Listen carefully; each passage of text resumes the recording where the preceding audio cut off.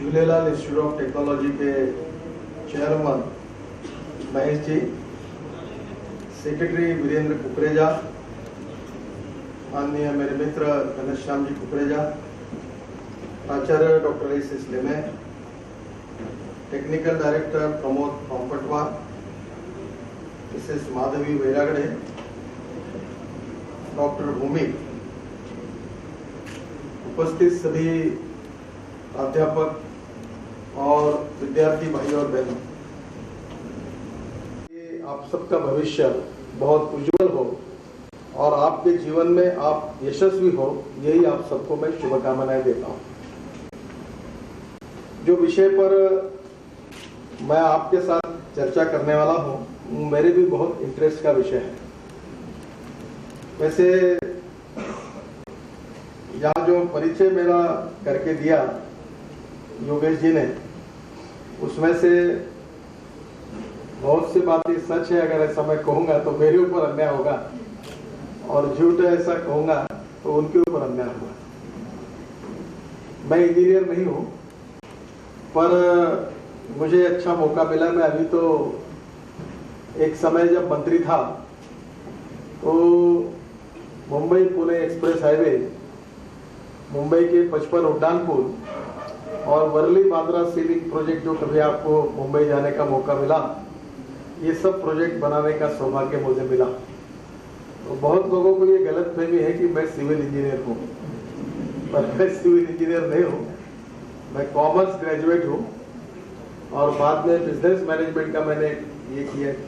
Business management करने के बाद लॉ का ग्रेजुएट हूँ, और मुझे इंजीनियरिंग का कुछ नहीं समझता। मैंने अपना खुद का मकान बनाने की जब कोशिश की तो उसमें भी मैं फेल हो गया। बेडरूम में पिलर आ गए। तो मुझे इंजीनियरिंग के बारे में नॉलेज नहीं है। वैसे मैं अभी जो काम करता हूँ उसमें पावर जनरेशन का काम करता हूँ, और उसमें भी मेरे साथ करीब 450 इंजीनियर्स काम करते हैं। पर मुझे मैकेनिकल इंजीनियरिंग, इलेक्ट्रॉनिक्स और इलेक्ट्रिकल इंजीनियरिंग की कुछ मुझे नहीं समझता ज़्यादा कुछ। प्रैक्टिकल लेवल पर मैं जो आपको बात बताने वाला हूँ कि एक जो सच्चाई है जीवन की, कि जो जिस विषय का एक्सपर्ट होता है वो उसी विषय में अच्छा काम कर सकता है। ये कोई यूनिवर्सल ट्रूथ नहीं है। बहुत से लोग ऐसे हैं कि जिनको उस विषय का नॉलेज नहीं होने के बाद में भी वो बहुत अच्छा काम कर सकते हैं। हमारे नागपुर में एक बिल्डर है और नॉन मैट्रिकुलेट है, पर बिल्डिंग डिजाइनिंग में उसका हाथ कोई नहीं खोलता। बहुत अच्छा डिजाइन निकालते हैं।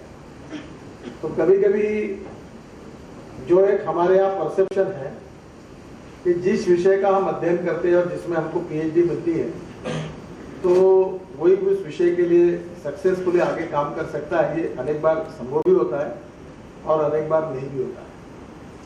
मैं लॉ कॉलेज में था, तो हमारे यहाँ लॉ में जो मेरिट में आए उनकी प्रैक्टिस नहीं चली।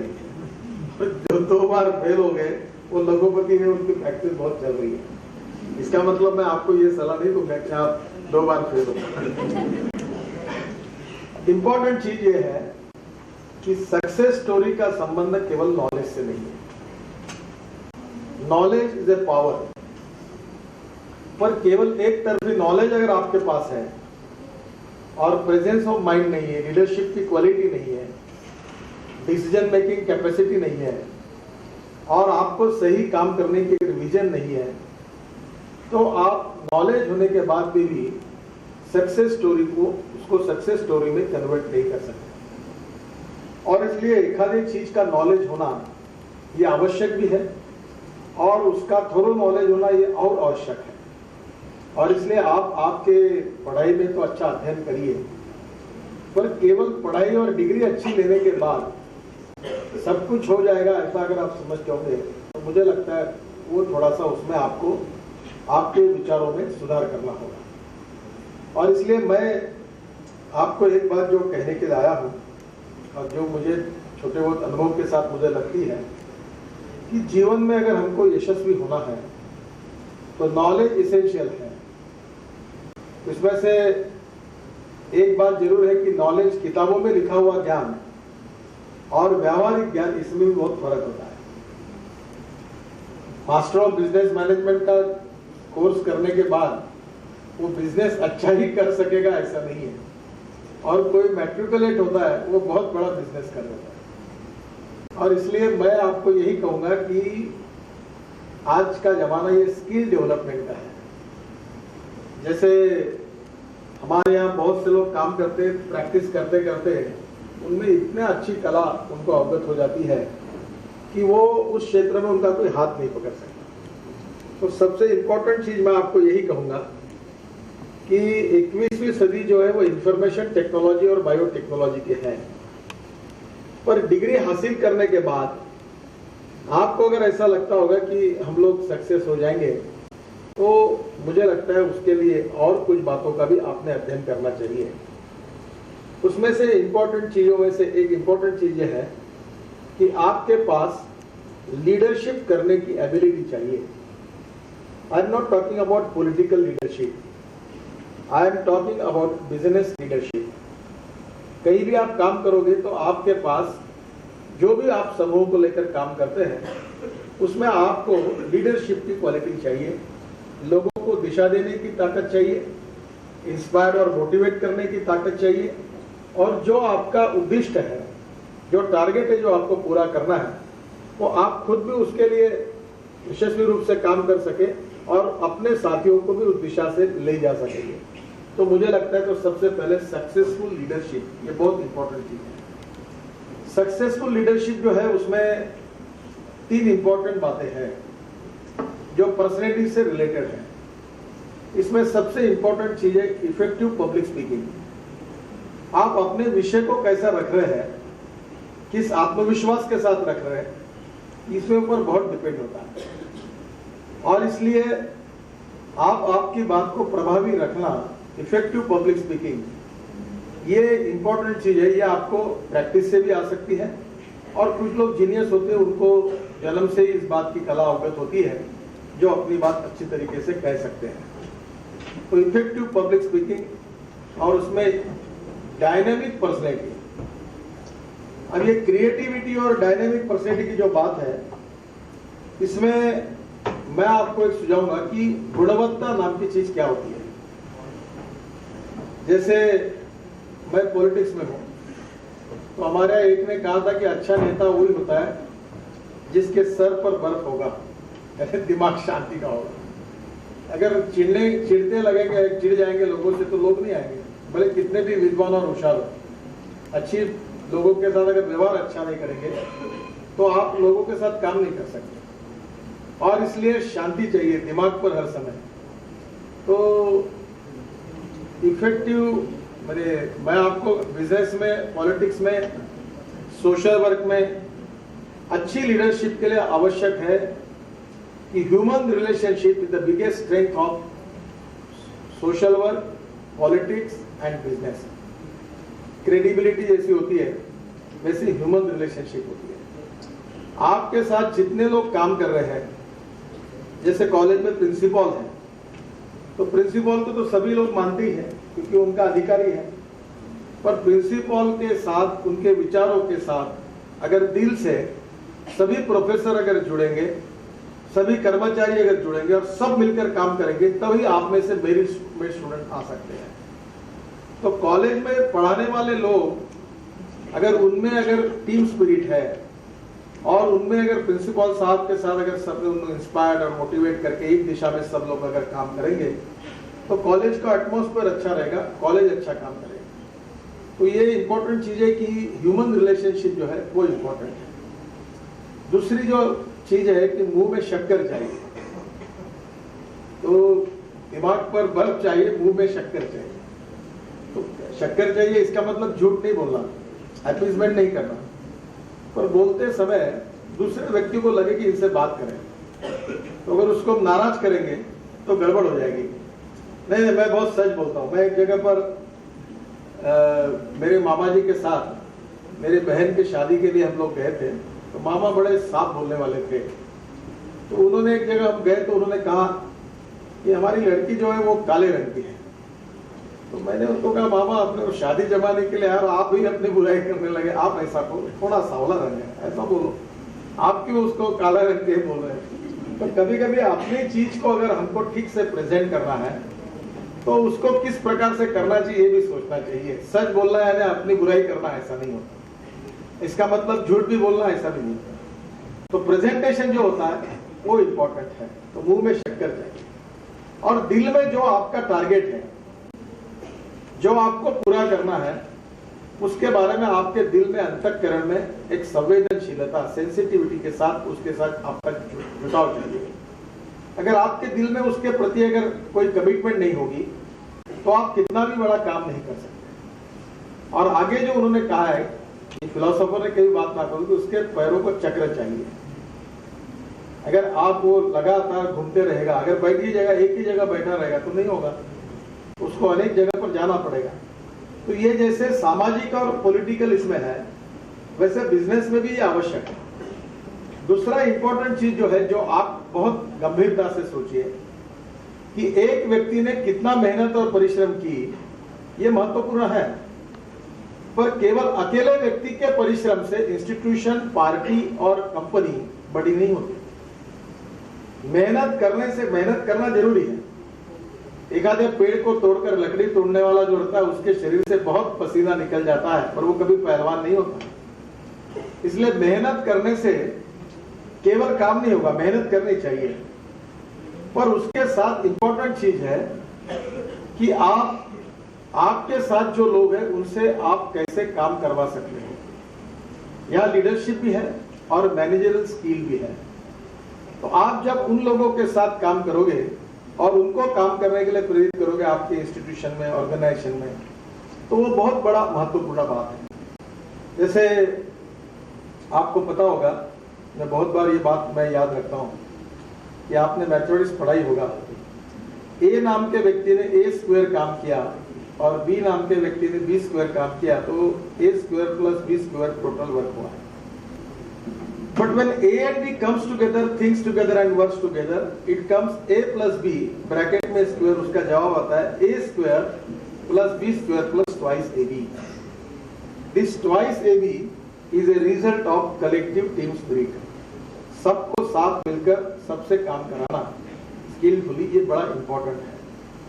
और इसलिए एक ने सही कहा है कि बड़ा नेता और उसके कार्यकर्ताओं का अंतर जो है वो 1 फीट का चाहिए। अगर वो एक व्यक्ति बहुत विद्वान है, बहुत होशियार है, पर बाकी उसके फॉलोअर्स को समझ में नहीं आता वो क्या बोल रहा है, तो उसकी विद्वत्ता का और इनके बीच में इतना अंतर हो जाता है कि उसका रास्ता एक हो जाता है और इनका रास्ता एक हो जाता है। तो डिस्टेंस जो है उनको लगना चाहिए कि मेरे और मेरे नेता में डिस्टेंस जो 1 ही फीट का है, तो वो चल पाएगा। और इसलिए ये डिस्टेंस कम कैसे करना, ये भी आपके स्किल पर डिपेंड होता है और कौन सी जगह क्या बोलना। अदरवाइज क्या होगा कि मैं ऐसी स्कूल में था, तो मैं डिबेट कॉम्पिटिशन, पहले क्रिकेट खेलता था, तो मैं डिबेट कॉम्पिटिशन में ऐसे अचानक चला गया। तो मुझे लगा कि विषय एक रहता था, लोग दूसरे विषय पर बोलते थे।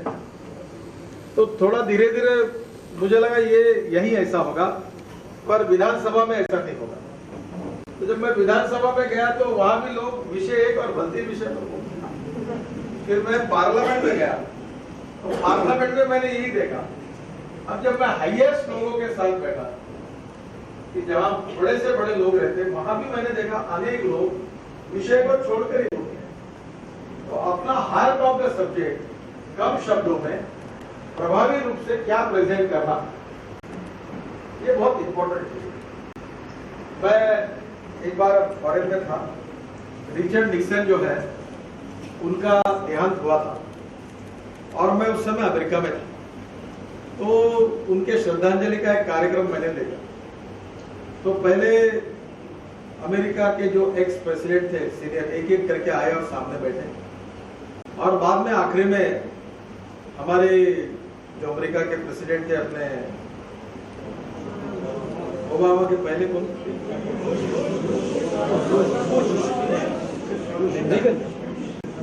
अभी जो इंडिया में आए थे, बिल क्लिंटन जब आए उस समय प्रेसिडेंट थे। तो क्लिंटन जो थे वो सब प्रेसिडेंट बैठने के बाद क्लिंटन आए। और सब ऐसे सामने बैठ गए, फिर कोई संचालन करने वाला नहीं था। फिर एक व्यक्ति तुरंत सबसे सीनियर प्रेसिडेंट थे वो गए, उन्होंने 5 मिनट का भाषण दिया और निक्सन जी के प्रति श्रद्धांजलि अर्पित की। सबका होने के बाद क्लिंटन खड़े रहे, उन्होंने 5 मिनट बोला, 27 मिनट बोला और 27 मिनट में वो बोलकर नीचे बैठ गए। कोई स्टेज पर नहीं, कोई हम आपके साथ आपके साथ कोई नहीं। और आखिरी में रिचर्ड निक्सन और उनके दूसरा लड़का, उनकी पत्नी और लड़का स्टेज पर आए और उन्होंने सबको थैंक्स किया और सब लोगों ने उनको मिलकर चले गए। 29 मिनट में श्रद्धांजलि का कार्यक्रम था। अब वो हमारे एक बार मैं स्मशान भूमि पर गया था, एक इतने लोग भाषण कर रहे थे, तो आखिर एक ने आवाज मारा, एक तो मर गया और श्रद्धांजलि की जरूरत पड़ेगी जल्दी से खाओ। यानी लोग दंग आ गए। यानी कहा क्या बोलना, इसका जो प्रेजेंस ऑफ माइंड है ये भी एक इफेक्टिव पर्सनैलिटी लीडरशिप के साथ संबंधित। कहा क्या बोलना। अभी मैं आपके कॉलेज में आकर अगर राजनीति की बात करूंगा तो आप बोलेंगे कैसा आदमी ये आया भर्ती विषय पर बोल रहा है। तो कहा कौन से ऑडियंस के सामने क्या बोलना चाहिए, कितना बोलना चाहिए और हार्ट ऑफ द सब्जेक्ट क्या है, इसका आपके मन में पक्का करके आपने वही बोलना चाहिए। अदरवाइज आपका उनका इंप्रेशन खराब होगा। ये बहुत छोटी छोटी बातें हैं जो आपके व्यक्तित्व को कर्तृत्व और नेतृत्व के साथ, आपकी गुणवत्ता के साथ एक डायनामिक पर्सनैलिटी के रूप में आप जाने जाते हैं। इसके लिए बेस्ट वे ये है कि जो जो पॉजिटिव और अच्छी बातें हैं वो हमारे व्यक्तित्व में निर्माण करना और जो हमारे बीच में गलत बातें हैं उसको धीरे धीरे कम करना, ये मुझे लगता है कि उसमें अच्छा मार्ग है। बहुत बार मैं इस बात का अनुभव करता हूं कि जिन लोगों को मैं दूर से बहुत बड़ा समझ रहा था, वो नजदीक जाने के बाद पता चलता है कि वो बहुत छोटे हैं।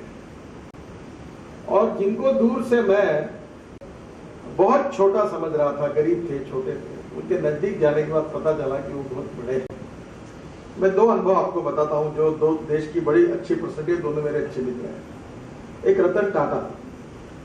तो टाटा में मेरा एक्सीडेंट हुआ था तो मैं मुंबई में था, मुझे मिलने के लिए आए, तो मैं मलबार हिल पर रहता था।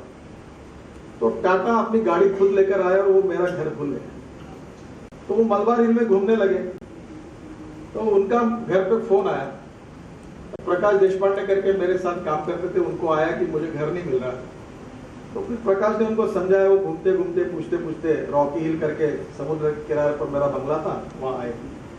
तब वो खुद गाड़ी चलाते हुए, उनके पास कोई नहीं था, गाड़ी खुद चला रहे थे। और जब आए तब मुझे अच्छा लगा। बोला टाटा साहब आप एक आधा व्यक्ति तो साथ में रखो।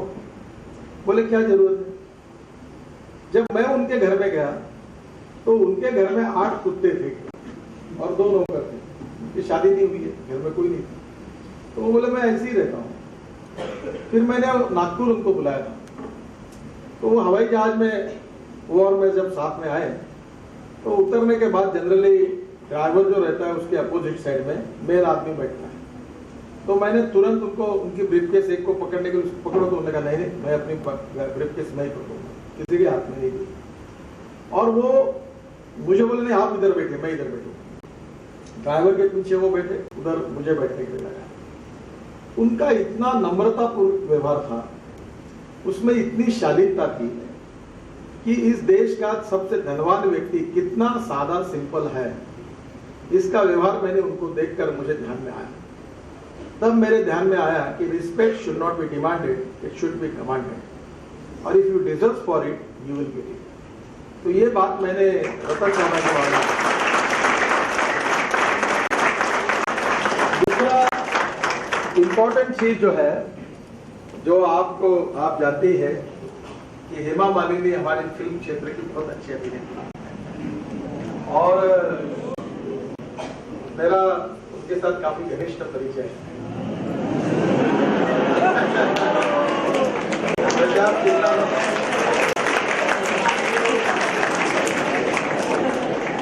वो उनके बारे में मैंने देखा कि जब भी वो आती है और जो बात करती है, अपना विषय रखती है, उसमें इतनी नम्रता और शालीनता रहती है एक महीने पहले वो नागपुर आई थी, तो उन्होंने देवी के ऊपर कुछ स्तोत्र उनकी कैसेट रिकॉर्ड हुई है। तो मैं और मेरी पत्नी और वो ऐसे गप्पे मार रहे थे, रात को मुझे मिले। तो मैंने उनको कहा कि ये बहुत अच्छा स्तोत्र है, आपने तो रिकॉर्ड किया है, सीडी आई है उसकी, पर आप गा सके तो गा के बताइए, मैं सुनना चाहूँ। तो उसने कहा बिल्कुल, और उन्होंने 15 मिनट वो अपने मोबाइल फोन पर निकालकर उसका जो टेक्स्ट था वो लेकर उन्होंने बहुत अच्छी तरह से गाया। उनकी एक बात मैंने देखी, वो अपने कमिटमेंट के लिए पूरी तरह डेडिकेटेड है। उनकी उम्र अब 64-65 की है। मैं उनके लड़की की शादी में परसों गया था मुंबई, तो उनकी लड़की की शादी रिसेप्शन के लिए गया था। तो मैंने उनको स्टेज पर कहा, धर्मेंद्र बाजू में थे, तो मैंने कहा आप देखो कितना है कि आपके लड़की से आप भी आज अच्छी और खूबसूरत भी दिख रही हो और उम्र से भी कम है।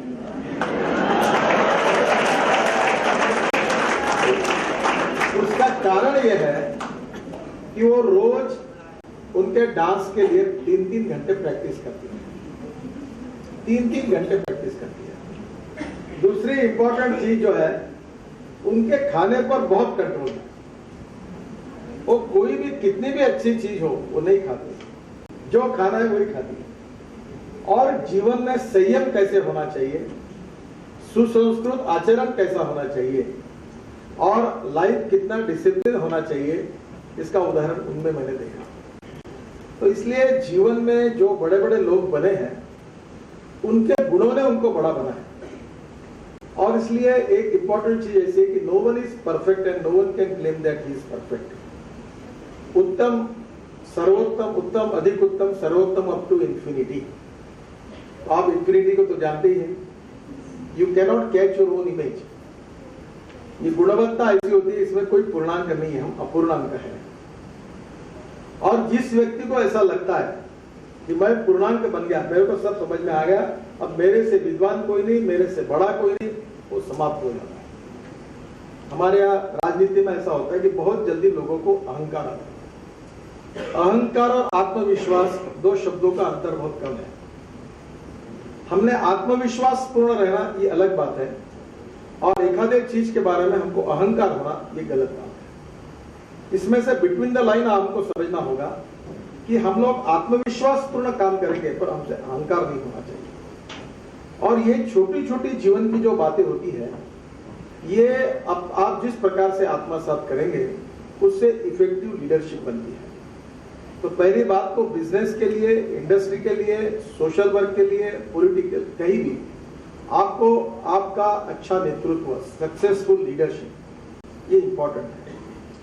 दूसरी इंपॉर्टेंट चीज जो है कि लीडरशिप के साथ जो संबंध आज सबसे इंपॉर्टेंट है, जिसके लिए मुझे नहीं पता कि आपके कॉलेज में उसका संबंध है कितना होता है, आज मुझे जानकारी नहीं है, पर जैसे ethics, economy, ecology and environment, ये 3 इंपॉर्टेंट चीजें हम देखते हैं। वैसे हमारे यहाँ सबसे इंपॉर्टेंट चीज है कि हमारे जो आज के, कल के नहीं, आप आज के नागरिक हैं, तो हमारे शिक्षा पद्धति से जो संस्कार होते हैं, value based education system and value based family system, ये हमारी सबसे बड़ी ताकत है। इतिहास, संस्कृति और विरासत से हमको ये अच्छे व्यक्तियों का संस्कारों द्वारा निर्माण करने की जो प्रक्रिया है, ये हमारे देश में बहुत अच्छे तरीके से हुई है। और हमारे देश में हम इसको नहीं समझ पाते जब तक हम विदेश में नहीं जाते। मैं लंदन में गया था, तो वहां के पार्लियामेंट के सामने मुझे भाषण करने का मौका मिला। तो प्रधानमंत्री और विदेश मंत्री के साथ जब मैं उनके चेंबर में गया, तो वहां के विदेश मंत्री ने मुझे ऐसा पूछा था, मैं बहुत बार ये बात लोगों को बताता हूं, कि उन्होंने मुझे पूछा कि आपके देश में सबसे बड़ी समस्या कौन सी है।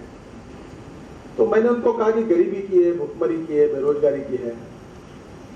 तो उन्होंने मुझे कहा कि, मैंने उनको पूछा फिर आपके देश में कौन सी सबसे बड़ी समस्या है। तो उन्होंने कहा कि हमारे देश में जो लड़कियां हैं, वो शादी होने के पहले ही कुमारी माता बन जाती है। हमारी पूरे वेस्टर्न यूरोप और अमेरिका, सभी पाश्चात्य देशों में ये बहुत बड़ी समस्या है।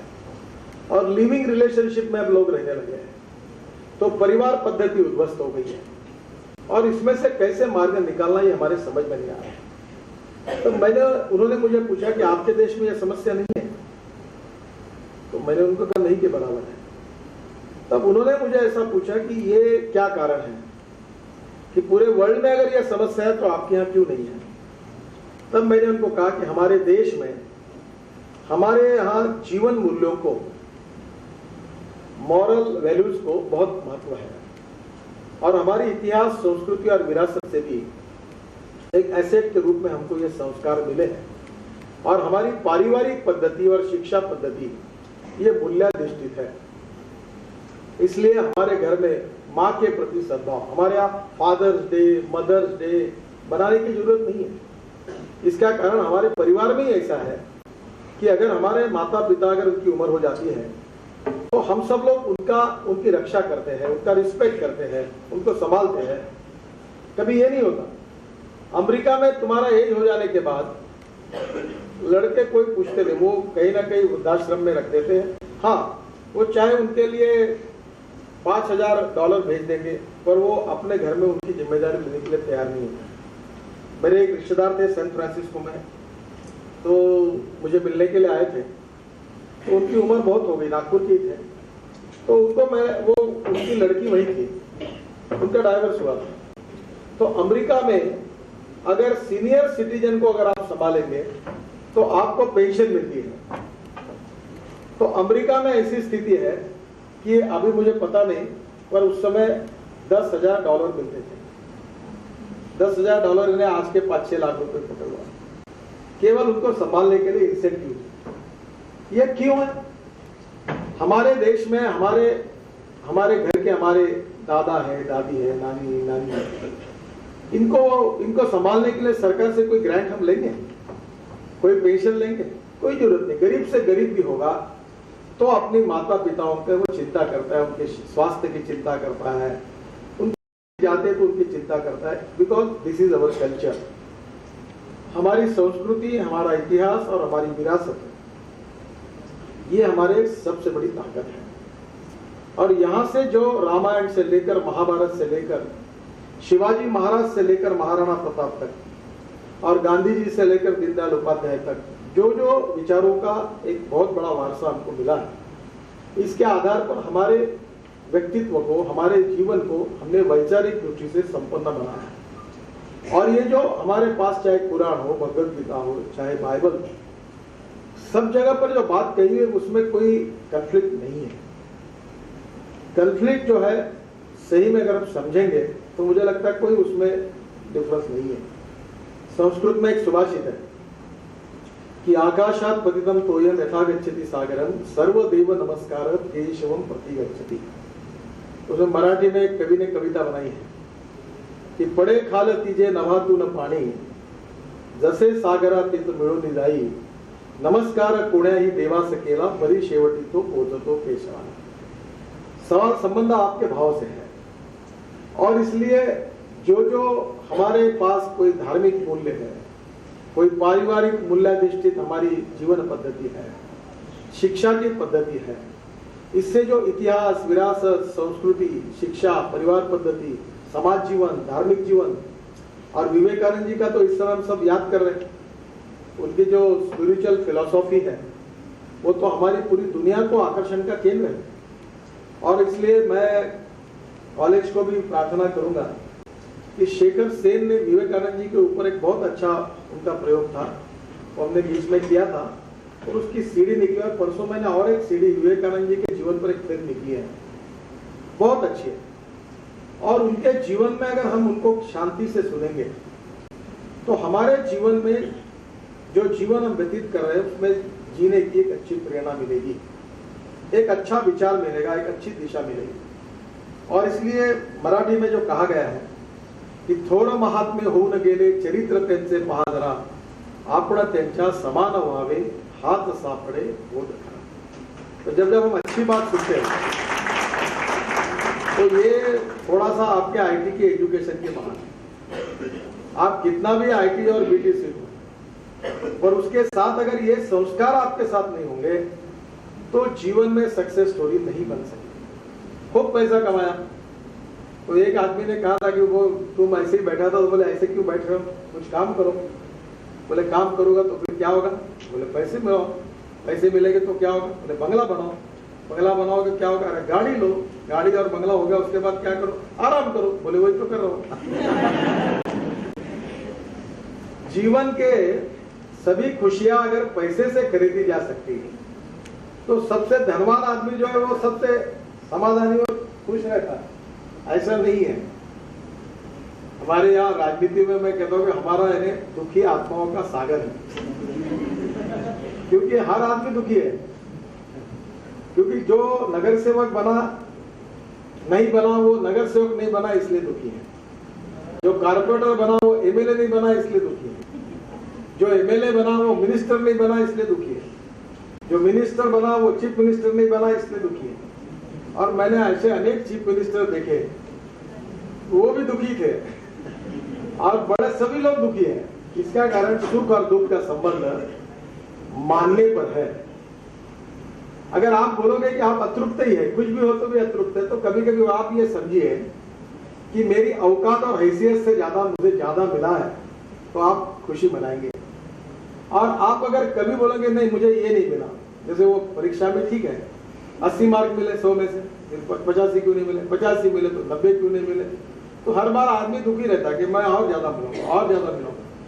ठीक है, इस शिक्षा के लिए ठीक है, पर जीवन के लिए भी यही फॉर्मूला लगाया तो ये जो सुख और शांति है ये मानने पर होती है। Life is too short, try to enjoy it. जिसका जन्म हुआ उसका मृत्यु निश्चित है, इसलिए मिले हुए जीवन में हम लोग आनंद के साथ कैसे जी सकते हैं, ये बहुत महत्वपूर्ण चीज है।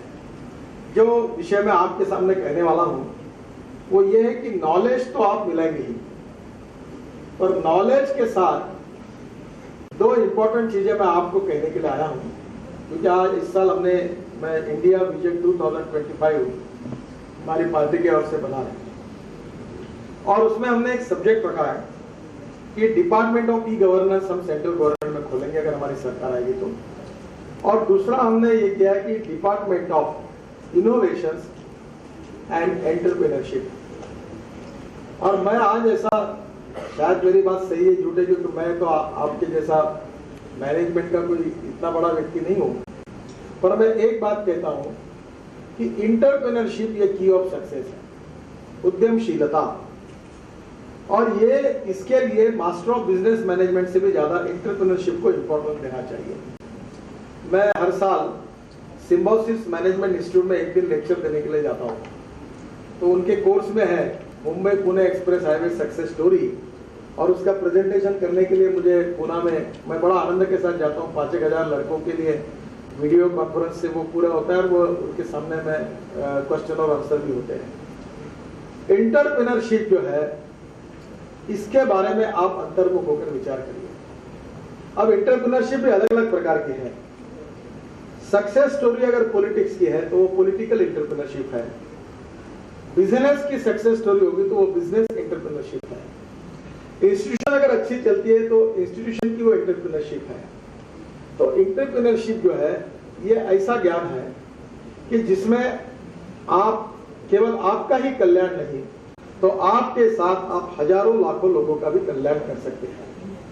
और इसलिए मैं आपको ये कहूंगा कि आप नौकरी मांगने वाले मत बनो, नौकरी देने वाले बनो। बहुत से लोगों के मन में ये है कि मुझे नौकरी मिल जाएगी, तो वो तो आसान है। मैं अभी हमारे प्रिंसिपल साहब से बात कर रहा था, हमारे देश की इकोनॉमी में आज बहुत कठिनाई से हम जा रहे हैं, हमारा बैंड बाजा बज गया है। हमारे देश में $60 बिलियन का इंपोर्ट है कंप्यूटर इलेक्ट्रॉनिक्स हार्डवेयर का, जबकि मैं उनको पूछ रहा था कि हमारा देश क्यों नहीं तैयार कर सकता, जब पूरे वर्ल्ड में हमारे लोग सॉफ्टवेयर में, हार्डवेयर में, सब जगह अच्छी जगह पर काम कर रहे हैं, सबसे हाईएस्ट रेपुटेशन हमारे पास है। फिर हम लोग, हमारे यहाँ मैन्युफैक्चरिंग क्यों नहीं हो रहा? शायद सरकार की भी कुछ नीतियां कारण होगी, पर $60 बिलियन का हमारा इसका हार्डवेयर इंपोर्ट है इलेक्ट्रॉनिक्स का, 60,000 करोड़ एडिबल ऑयल का इंपोर्ट है।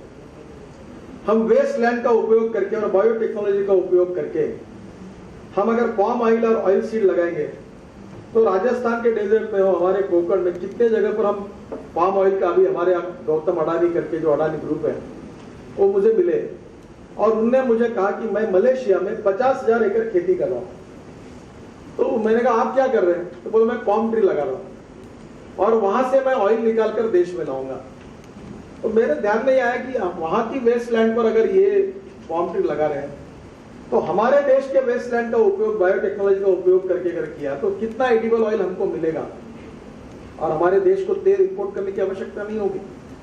अभी जो राइस मिल है उसमें से तनस अलग है, राइस स्ट्रॉ अलग है जो, और फिर राइस हस है, वैसे कोंडा राइस का निकलता है जो चावल के ऊपर का, उससे तेल निकलता है, राइस ब्रांड तेल। अब हमारे देश में आज इतनी जरूरत है, हम 60,000 करोड़ का तेल इंपोर्ट कर रहे हैं। हमारे देश में 16 गोल्ड की माइंस है और हमने बंद करके रखी है और हम $60 बिलियन का गोल्ड इंपोर्ट कर रहे हैं।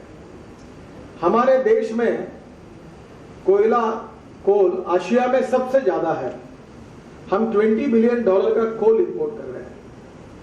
हमारे देश में हम पेट्रोल, डीजल और गैस तैयार कर सकते हैं। कम से कम आपको मैं आमंत्रित करूंगा कि आप एक बार जरूर आइए, मेरा ये बहुत फेवरेट सब्जेक्ट है। आपके पास जितने लोग आप कॉलेज में आपके स्कूटर, बाइक और पेट्रोल की कार में आते हैं, आप सबकी कार में और बाइक में हमारा 5% इथेनॉल मिला हुआ है। इट्स ए ग्रीन फ्यूएल और ये ग्रीन फ्यूएल जो है ये हम इससे मोलाइसिस से बनाते हैं और मैं अभी खापरी और बोरखेड़ी में 1 करोड़ लीटर इथेनॉल दे रहे हैं और 6 लाख करोड़ का इंपोर्ट है पेट्रोल, गैस और क्रूड का। और हमारे देश का किसान पेट्रोल, गैस, डीजल सब तैयार कर सकता है और मैं सब करता हूं। मैं बायो सीएनजी भी तैयार करता हूं, इथेनॉल भी तैयार करता हूं और अभी ब्राजील में, अमेरिका में E85 इंजन चल ही रहे। वॉक्सवैगन है, फिएट है, टोयोटा है, होंडा है, फोर्ड, 5 कंपनियां 100% इथेनॉल पर गाड़ियां चला रही है। मैं अभी स्वीडन के एम्बेसडर मुझे एक 8 दिन पहले दिल्ली मिलने के लिए आया कि अब मुझे टाइम नहीं है तो मैं जाने वाला था। वहां बस सर्विस 100% इथेनॉल पर चलती है। इथेनॉल है एब्सोल्यूट अल्कोहल है। और अभी हमारे यहीं प्राज करके वर्ल्ड की बड़ी कंपनी है, पुणे बेस है, इंडियन कंपनी है जो डिस्टिलरी में काम करती है। उनका वर्ल्ड का पहला प्रोजेक्ट बायोमास टू इथेनॉल, यानी कचरा जो है बायोमास यानी तुराटी, पराठी, गवांडा, ये जो एग्रो वेस्ट है उससे इथेनॉल बनता है।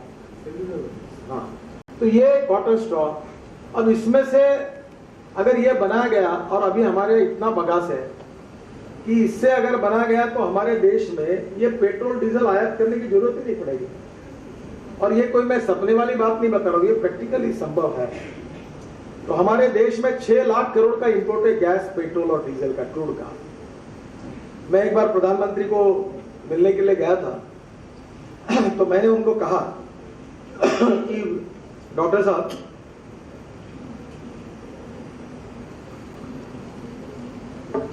हमारे देश में 6 लाख करोड़ का इंपोर्ट है। $1 1 रुपए में मिलता था, अब $1 की कीमत 63 रुपए हो गई है। पूरी $350 बिलियन एक्सपोर्ट और इंपोर्ट का इम्बैलेंस हुआ है। तो आप ये बायोफ्यूल को क्यों नहीं इंकरेज कर रहे? तो मैंने उनको सब समझाया तो बहुत खुश हो गए। उन्होंने कहा Nitin ji, it's a very fantastic idea, पर बोले please you tell me why this is not happening. तो मैंने हंसते हुए कहा, sir you have a correct question to a wrong person. I should ask you why this is not happening. मैंने आपको पूछना चाहिए कि क्यों हो रहा है। दुर्भाग्यवश ये नहीं हो पाया। Wrong economic policies, bad and corrupt governance, visionless leadership and not taking decision is the biggest problem for our country. और इसके कारण सही निर्णय और सही नीतियां न होने के कारण हमारे किसान आत्महत्या कर रहे हैं और हमारे देश में very rich nation with A poor population. और इसलिए हमारे देश में 6 लाख करोड़ का इंपोर्ट पेट्रोल, गैस और क्रूड ऑयल का हो रहा है। मैं आप जैसे लोगों से, आपके यहाँ तो केवल इलेक्ट्रॉनिक्स और कंप्यूटर के लिए ज्यादा है, बाकी बैचेस नहीं है, पर मैंने हमारे वाइस चांसलर साहब को कहा नागपुर यूनिवर्सिटी के कि हमारे कॉलेजेस जो है वो हमारे यहाँ जो एसेट्स है उस पर रिसर्च करके क्यों नहीं करते। जैसे अभी हमारे पावर प्रोजेक्ट है, राइस हस से हम पावर बनाते हैं तो उसमें जो फ्लैश निकलती है उसमें सिलिकॉन ऑक्साइड है। तो मैंने उनको कहा कि आप सोलर पैनल में सिलिकॉन सेल लगते हैं, तो राइस हस और राइस स्ट्रॉ का जो है उसमें सिलिकॉन ज्यादा है। तो हमारे इंजीनियरिंग कॉलेज में अगर उस पर एक्सपेरिमेंट होता है तो सिलिकॉन से हम कितने बड़े प्रमाण पर सोलर सेल की कीमत अगर कम करेंगे तो कितना बड़ा होगा, कितना उपयोग होगा। आपके यहाँ आपको पता होगा, मुझे अमेरिका से एक इंजीनियर मिले थे, वो ऊपर का जो पेंट है उन्होंने ऐसा बनाया है कि वो पेंट पे ही सोलर सेल जैसा वर्क करने लगा, उसको लगा तो उससे सोलर सेल क्रिएट हो जाए। अब टेक्नोलॉजी बदल रही है, पावर की जरूरत है, तो कहीं ना कहीं इनोवेशंस इज वेरी इंपॉर्टेंट। मैं दो इनोवेशंस की बात आपको करूंगा। हेमंत नांबेकर मेरे साथ बैठे और हम ऐसे ही इंडिजिनस टेक्नोलॉजी पर, मुझे भी एक आनंद है, मैं कोई बिजनेसमैन नहीं हूं, मैं इंडस्ट्रियलिस्ट हूं, मुझे पैसे कमाना, पर मैं सोचता हूं कि गरीबों का जीवन कैसे सुसह्य हो। तो ये आप सब लोग, चाहे लड़के या लड़कियां, बाल काटते हैं, अब ये बाल काटने के बाद फेंक देते हुआ, अब इससे एमिनो एसिड तैयार होता है और एमिनो एसिड जो है वो क्रॉप्स के लिए बहुत अच्छा काम है। और multinational company 1 litre amino acid 350-400 रुपए लीटर बेचती है। तो मैं महात्मा गांधी विज्ञान इंस्टीट्यूट में गया था, फिर हेमंत जी को लेके गया, तो वहां उन्होंने बालों से बनाया था। तो इन्होंने और ढूंढा कि पोट्री में जाकर जो हमारी कोमड़ी, उसके भी बाल लाओ बोले और सबसे एमिनो एसिड बन सकता है। तो मैंने इनको कहा कुछ नहीं होगा तो 200-400 लड़के तो गांव में काम हो जाएंगे, आप डिक्लेयर कर दो कि 15 रुपए किलो हम लोग बाल खरीदी करेंगे। तो जो फेंकते हैं वो मिल जाएंगे, तो वो रोज कोई 4 किलो 3 किलो बाल इकट्ठा करेगा तो 200 रुपए कमाएगा, तो इनको रोजगार मिल जाएगा। तो वो अभी हम एमिनो एसिड तैयार कर रहे हैं, यही प्रोजेक्ट पे काम कर रहे हैं। दूसरा एक इंजीनियर लड़का मुझे मिला, अभी वो घर बांध रहा, अभी मुझे पता नहीं कितना हुआ, शायद वो भी 15 दिन में पूरा होगा। ये जो मिनरल वाटर की बोतल है, मिनरल वाटर की 1 लीटर की बोतल में उसने क्या किया, पानी का खाली फेंक देते हम लोग, उसने इसमें फ्लैश डाल दी और ये ढक्कन लगा दिया और एक के ऊपर एक ऐसी बोतल रख के उसको तार से बांध के एक दीवार की जैसा खड़ा किया और उसके बीच में कंक्रीट डाल दिया, तो दीवार हो गई। और जो फ्रूटी है या टेट्रा पैक है धारा का ऑयल का, उसका एक जो टेट्रा पैक करके पैकिंग आता ना, उसकी शीट बनाई और वो एक 200 रुपए स्क्वायर फीट से घर बनता है, 10 साल टिकेगा। ये इको फ्रेंडली है और इन्वायरमेंट के हिसाब से भी ये सब वेस्ट मटेरियल है, तो उससे घर बन सकता है। तो 10 साल का घर अगर 200 रुपए में बनेगा तो गरीबों के घर बन जाएंगे। आज मुझे बताइए, हमारे देश में केवल 1% लोग ऐसे हैं जो घर खरीद सकते हैं, क्योंकि 10 लाख रुपए के ऊपर का घर खरीदने की ताकत केवल 1% लोगों की है। तो ये गरीब लोग कहां जाएंगे? तो मैं अभी विकी को कह रहा था कि मैंने अभी बुटीबोरी में 1000 हमने घर बनाए जो कामगारों के लिए, तो 400 रुपए स्क्वायर फीट के भाव से वही प्लॉट कॉन्क्रीट के घर बनाए। फिर अभी 560 के बनाया, गरीबों को घर बना के दिए तो उनके घर हो गए। कुछ बैंकों ने, हमारे में से नागपुर नागरिक बैंक, शिक्षक बैंकों ने कर्जे दिए और बेचारों के घर हो गए। अब 10 लाख रुपए के ऊपर का घर कौन कहां से खरीद करेगा? अभी मैं ऐसे ही कह रहा था हमारा आपके अध्यक्ष जी को कि अगर आपकी इंजीनियरिंग की सीट अगर खाली होती होगी तो वैसे तो खाली जाना है नुकसान है, तो आप एक काम करो कि साधना बैंक से करार करो और जो फर्स्ट क्लास में पास हुआ है, जो गरीब विद्यार्थी है, उससे बॉन्ड लिखवा लो कि वो बैंक उसको फाइनेंस करेगी जो एजुकेशन फी है, और वो एजुकेशन लेने के बाद जब उसको नौकरी लगेगी तो ब्याज सहित पैसे वापस करेगा। और मैंने बोला बैंक को आपकी गारंटी दे दो इंस्टीट्यूशन की कि अगर नहीं पैसे वापस करेगा तो बैंक करेगी, नहीं तो भी आपकी सीट खाली पड़ी है। अगर आपकी 20 सीट अगर खाली पड़ी है तो प्रोफेसर उतने ही लगने वाले हैं, स्टाफ उतना ही लगने वाला है, बिजली उतनी ही लगने वाली है, खर्चा उतना ही होने वाला है। तो ये 15-20 सीटें खाली रखने के बजाय अगर बैंक से ये करके, तो गरीबों को 15-20 इंजीनियर भी बेचारे गरीब पढ़ लेंगे, नौकरी आएंगी तो ब्याज सहित माफ करेंगे, तो बैंक का भी फायदा हो गया, तुम्हारे को पैसे मिल गए तो तुम्हारा भी फायदा हो गया। विन विन सिचुएशन है, तो दोनों का फायदा हो सकता है। तो इनोवेशन जो है वो आप जवान लोग जो आप माइंड अप्लाई करके कर सकते हैं। जैसे अभी और एक अच्छी बात जो हमने की और सक्सेस बनी, तो आपको आइडिया आने के लिए मैं बताता हूँ। हमारे यहाँ कपास होता है और विदर्भ में कम से कम 50-60 लाख एकड़ कपास है। तो हमारे यहाँ जो कपास के पेड़ से कपास निकालने के बाद जो पेड़ होता है वो पेड़ हम लोग निकालते हैं और उसका ढीक लगाकर जला देते हैं। तो वो जलने लगा तो उसको निकालने के लिए 1000 रुपये एकड़ खर्चा आता है। तो एक बार मैं पंजाब के मुख्यमंत्री प्रकाश सिंह बादल और मैं हेलीकॉप्टर से पाकिस्तान और भारत की सीमा पर हुई गांव में गया कार्य करते हुए। तो ऊपर से मैंने देखा कि वहां भी पराठ कॉटन बहुत लगता है। तो वो कॉटन के पेड़ को निकालकर एक मशीन काम करे ट्रैक्टर पर। तो मैंने नहीं देखी तो मैंने उनको बादल साहब को कहा कि कार्यक्रम पर जाने के पहले मैं वो देखना चाहता हूँ। तो उन्होंने तुरंत कलेक्टर को कहा और हेलीकॉप्टर से उतरने के बाद मैं वहाँ गया और वो देखा तो उसका नाम था एप्रूटर। वो एप्रूटर ऐसा था कि नीचे में जाके वो पेड़ को निकाल कर फेंक देता था। तो लुधियाना की कंपनी थी, मैंने नोट कर लिया और हमारे इंजीनियर्स को वहाँ भेजा और 25 एप्रूटर हमने खरीदी किए और वो ट्रैक्टर का लगाकर पराठी कॉटन स्टॉक को निकालने की शुरुआत की। हमारे यहाँ के इंजीनियर ने और दिमाग लगाया, जो एक लाइन से निकलते थे वो 3 लाइन से निकालने लगे। 55 HP के ट्रैक्टर को एप्रूटर ऐसा बनाया कि 3 लाइन से निकालने लगे। बहुत एक्सपेरिमेंट में सक्सेसफुल नहीं हुए। मैंने न्यू हॉलैंड, जॉन डियर बहुत कंपनियों के लाए पर सक्सेस नहीं हुआ। 20 करोड़ के इक्विपमेंट लाए क्योंकि मुझे इंटरेस्ट था पर कोई जमा कर। तब एक शक्तिमान करके गुजरात की कंपनी है, उन्होंने एक छोटा सा मशीन था वो बनाया कि वो पेड़ कपास के पेड़ को ऐसा नीचे से काटते थे और वो मशीन में लेकर बारीक पाउडर करके वो ट्रॉली पे डालने का ऑटोमेटिक यूनिट था और वो 1 लाख रुपए का था। फिर उन्होंने 25 यूनिट खरीदी की है पिछले साल और 55 HP को लगाया। अब आपको ताज्जुब होगा, हमारे पास इतनी डिमांड है कि उसकी कैलोरिक वैल्यू 4700 है और वो 2500 रुपये में 2600 रुपये में पड़ता है। अब 4700 कैलोरिक वैल्यू का कोयला अगर आपको यूज करना है तो उसकी कीमत 5500 रुपये है। तो वो बॉयलर में डाल के जला सकते हैं। तो हमारे यहाँ पुणे के IIT के 4 इंजीनियर्स हैं, मेरे मित्र भी थे, अच्छे जीनियस लड़के थे। उन्होंने क्या किया, ये कॉटन स्ट्रॉ को निकालकर उसके पैलेट बनाए, छोटे मशीन बनाए, अभी हमारे यहाँ बने हुए। और वो छोटे मशीन से पैलेट बनाए और वो उन्होंने एक स्टोव बनाया और वो स्टोव में वो पैलेट डालते हैं और नीचे में मोटर लगी है बैटरी ऑपरेटेड, तो उससे गैस जैसी फ्लेम निकलती है। और आपको ताज्जुब होगा कि आज हमारे यहाँ बहुत से रेस्टोरेंट, सावजी मटन अगर आप में से कोई खाने वाले होंगे तो सभी सावजियों के यहाँ, बेगे साहब के medical college, engineering college, hostels में और अनेक जगह पर ये करीब 3-4 हजार स्टोव चल रहे हैं। तो इसके 12 इंडस्ट्री चालू हुई है।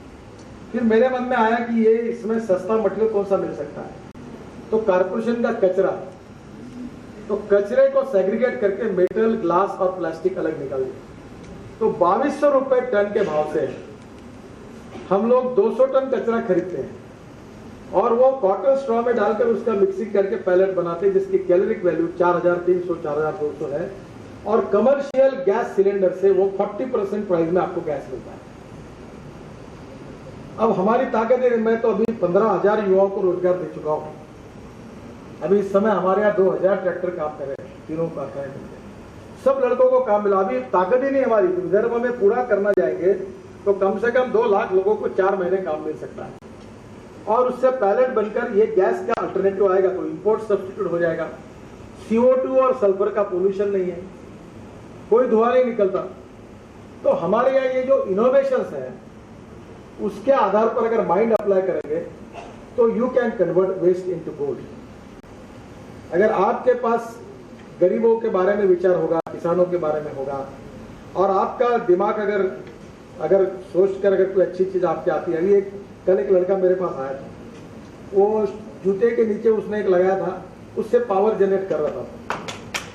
इंजीनियरिंग कॉलेज का ही लड़का है, छोटा सा, और वो आप दौड़ो तो उससे वो छोटी सी कॉपर प्लेट ऐसी दबती थी और जूते के इसी कारण उससे बैटरी में पावर आती थी। एक ने हीरो होंडा पर पंप चलाया, अभी वो हीरो होंडा पर पंप चलाकर पानी का प्रॉब्लम सॉल्व किया। एक ने साइकिल पर बैठकर, अभी एग्रीकल्चर एग्जीबिशन में था, साइकिल पर बैठकर चक्की चला रहे थे। तो आप इतना माइंड अप्लाई करके इतना रिसर्च कर सकते हो, उसके लिए हमारा माइंड इनोवेशन के लिए अनुकूल चाहिए। और इसलिए हमने ये तय किया कि इनोवेशन करने वाले लड़कों को, लड़कियों को, साइंटिस्ट को हम लोग स्पेशल पुरस्कार देंगे। और ये इनोवेशन जो है बहुत अच्छा है। अभी मैं टेक्निकल नहीं हूँ, पर मेरे मन में था कि ये जो कारपोरेशन में जो टॉयलेट का गंदा पानी है, ये पानी हम लोग इसका यूज करें। और मैं पीछे पड़ा, लोगों ने मुझे मूर्खों में निकाला, कोई मेरी बात सुनता नहीं था, कमिश्नर नहीं सुनता था। एक दिन मैंने कहा कि मैं कह रहा हूँ आप करो, जबरदस्ती तैयार हो गए। और हमने हमारे यहाँ कोराड़ी खापरखेड़ा वो पार्टी के पास प्लांट डाला है, और हम लोग 18 करोड़ रुपए कमा रहे म्यूनिसिपल कारपोरेशन। आप जो टॉयलेट में पानी डाल रहे हैं उसको हम बेच रहे 18 करोड़ रुपए, यानी टॉयलेट का पानी भी 18 करोड़ दे रहा कारपोरेशन कमाए। हम साफ करके वो पावर जनरेशन के लिए कोराड़ी और खापरखेड़ा को जा रहा है, और उसके कारण पेज में जो अच्छा पानी था उसका रिजर्वेशन कम हो जाएगा, तो नागपुर शहर में पानी मिलेगा। तो कहीं ना कहीं no one is waste. Now you can convert waste into gold. It needs innovative approach. अगर इनोवेशंस करने की अगर आपके मन में इच्छा शक्ति है तो आप बहुत कुछ बातें कर सकते हैं। जैसे प्लास्टिक को ये करके रोड के इसमें उसका उपयोग किया गया, तो इकोलॉजी एंड इन्वायरमेंट के हिसाब से अगर आप अच्छे अच्छे प्रयोग करोगे तो बहुत अच्छे प्रयोग होते हैं। एक एग्रीकल्चर का प्रयोग आपको बता दें, हमारे यहाँ एक जाम के पास एक किसान है पाटिल करके, वो ऑर्गेनिक फार्मिंग में मैं भी काम करता हूँ क्योंकि मैं किसानों में काम करता हूँ। उन्होंने क्या किया कि सीताफल 1-1 किलो का सीताफल है, 800 ग्राम 1-1 किलो का, चिक्कू भी बड़े बड़े बना। तो उन्होंने क्या किया कि 200 लीटर पानी में 20 किलो गाय का गोबर, 10 लीटर गोमूत्र, 1 किलो बेसन, 1 किलो गुड़ और 5 किलो बड़ के पेड़ के नीचे की मिट्टी डालकर गरगट बनाया और मड पंप से स्प्रे किया। No pesticide, no fertiliser. मैं विज्ञान का विद्यार्थी हूँ, पर मैं अंधश्रद्धा वगैरह पर विदाउट ऐसी किसी भी बात पर विश्वास रखने वाला नहीं हूँ। हर चीज को मैंने परख के देखा तब आपको बता रहा। और उसने इतने अच्छे सीताफल बनाए कि मैं तो अक्सर वो लाके देता हूँ। एक बार वो जो मुकेश अंबानी आए थे तो मैंने उसको कहा कि आप प्रेजेंट दे दो, तो उन्होंने 6 सीताफल बड़े उसको बड़े बड़े उनको दिए, लेके गए। 15 दिन पहले मेरे फोन पर उनके 25-30 मिस कॉल आए थे। बहुत 2 दिन से मैं तबीयत ठीक नहीं थी, तो अविनाश करके मेरे प्राइवेट सेक्रेटरी, उसके फोन पर आया, फोन किए, अविनाश नितिन जी ने मुझे जो सीताफल दिए थे वो नीता को और मेरे लड़कों को इतने पसंद आए, रोज मेरे पीछे लग रहे हैं, तो कुछ भी करो मुझे वो सीताफल ला, क्योंकि वो ऑर्गेनिक थे। अब आप ये पेस्टिसाइड और केमिकल फर्टिलाइजर को खाने के बजाय आप अगर सब्जियां, गेहूं, चावल अगर ऑर्गेनिक खाओगे, क्योंकि इससे सब आपकी तबीयत बिगड़ जाती है, स्वास्थ्य बिगड़ जाता है। और ये हमारे ही गाय के आधार पर ये हुआ है। अभी ये हेमंत जी मुझे बता रहे थे कि कोई भी कैंसर का पेशेंट हो तो गोमूत्र से जो दवाई बनाई गई है उससे उसको रिलीफ मिल सकता है। अब मैं 100% विज्ञानवादी हूँ।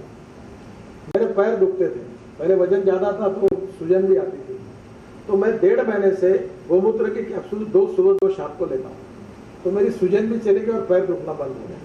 मुझे पता नहीं इसका बाकी क्या है, इसलिए मैं आपको यही बताना चाहता हूँ कि देयर आर इतना बड़ा नॉलेज है जो अभी तक हमको पता ही नहीं है।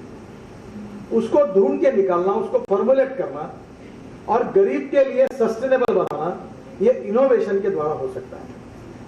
और इनोवेशन एंड एंटरप्रेन्योरशिप, उद्यमशीलता अगर आपके साथ है और उसके साथ इनोवेशन, तो आप you can make miracles, not only in industry, पर आप ये मिरेकल्स समाज के सभी क्षेत्रों में आप कर सकते हैं। आखिर में मेरा इतना ही कहना है, जो मैं आखिरी कहकर अपने बोलने को समाप्त करूंगा, कि खुद के लिए तो सभी लोग जीते हैं। No philosophy can be taught to empty stomach, ऐसा विवेकानंद जी ने कहा है। तो आप तो खुश रहिए, पर आखिर एक आदमी को कितना लगता है, एक परिवार को कितना लगता है? एक अच्छा घर है, एक अच्छी गाड़ी है, आप अच्छा खा रहे, अच्छे कपड़े, सब कुछ है। पर जो गरीब है, जो शोषित है, जो पीड़ित है, जो दलित है, जो आत्महत्या कर रहे हैं, जिनको एक समय खाने की रोटी नहीं है, जिनके पास रहने के लिए मकान नहीं है, जिनके पास शरीर पर कपड़े नहीं है, क्या हमारे इनोवेशन से, हमारे ज्ञान विज्ञान तंत्र विज्ञान का उपयोग करके, इंफॉर्मेशन टेक्नोलॉजी और बायोटेक्नोलॉजी का उपयोग करके, क्या उन गरीबों के जीवन को हम सुसह्य बना सकते हैं? We are part and parcel of this society, और इस देश को हम एक परिवार के रूप में मानते हैं। और हमारे बीच में मन में अगर संवेदनशीलता होगी तो हम इन गरीबों के लिए भी बहुत कुछ कर सकते हैं। तो पहली बात तो आपका करियर तो अच्छा बनाइए, अच्छा कमाइए, और आपका पेट भरने के बाद जो ऐसे शोषित है, पीड़ित है, दलित है, किसान है, गांव में रहते लोग, उनके लिए अगर आप कुछ कर सकेंगे तो नथिंग लाइक दैट। अभी घनश्याम जी और मैं मिलकर, हम लोग अभी विकी भी है, हम लोग हॉस्पिटल ऑन व्हील की योजना चलाते हैं। तो नागपुर में हमने 1,86,000 लोगों का मेडिकल चेकअप कराया, 6,500 से ज्यादा लोगों के हार्ट के ऑपरेशन फ्री ऑफ चार्ज करके दिए। अभी हमारे चेकअप में किसी को कैंसर निकला, किसी को हार्ट निकला, किसी को टीबी निकला, हम दवाइयां भी दे रहे हैं। 6,000 कैटरेक्ट का ऑपरेशन निःशुल्क करके दिए, और चश्मे भी दिए 40-50, अभी तो 40, अभी 50,000 हो गए। हाँ, 46,000 लोगों को चश्मे फ्री ऑफ चार्ज दिए।